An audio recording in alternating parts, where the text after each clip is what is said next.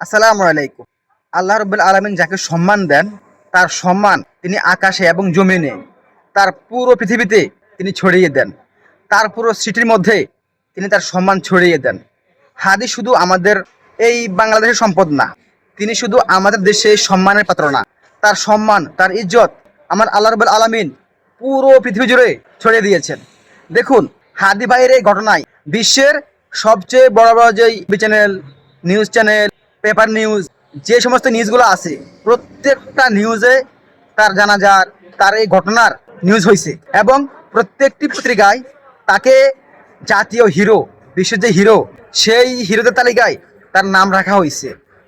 তিনি শুধু আমাদের দেশে সম্মানিত ছিলেন না, তার এই ঘটনা পুরো বিশ্বের বিবেককে নাড়িয়ে দিয়েছেন।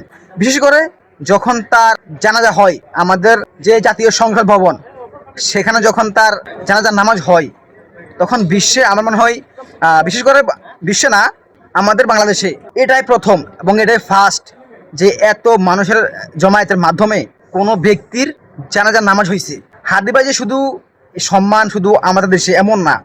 দেখুন, হাদিবার এই ঘটনায় আমরা দেখছি যে বিশ্বের বিভিন্ন দেশে আন্দোলন হয়েছে। হাদিবাই যে মুসলিম, সেই হিসেবে তো যারা মুসলিম, যারা মুসলমান, তারাই তো তার পক্ষে নেওয়ার কথা ছিল, কিন্তু না, হিন্দু, বৌদ্ধ, খ্রিস্টান, ইভেন শিখ, যে শিখরা বলতে গেলে আমাদের যে মুসলমানদের সবসময় থাকে বিপরীতে, সেই শিখরা বিশ্বের 5টি দেশে ভারতীয় যে দূতাবাস, তাদের যে অ্যাম্বাসি, সেই অ্যাম্বাসির সামনে আন্দোলন করছে। কেন করছে জানেন? কারণ সবাই জানে যে আমাদের হাদি ভাইয়ের এই ঘটনার পেছনে একমাত্র ইন্ডিয়া দায়ী।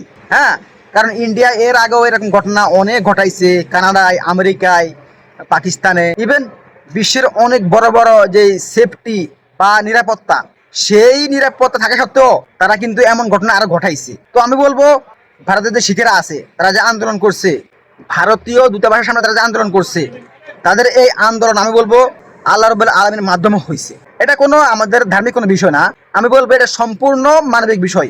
কারণ ভারতীয় যে আগ্রাসন, তারা অনেক শিখের সাথেও এমন ঘটনা তারা ঘটাইছে, যেমনটা ঘটাইছে আমাদের হাদি ভাইয়ের সাথে।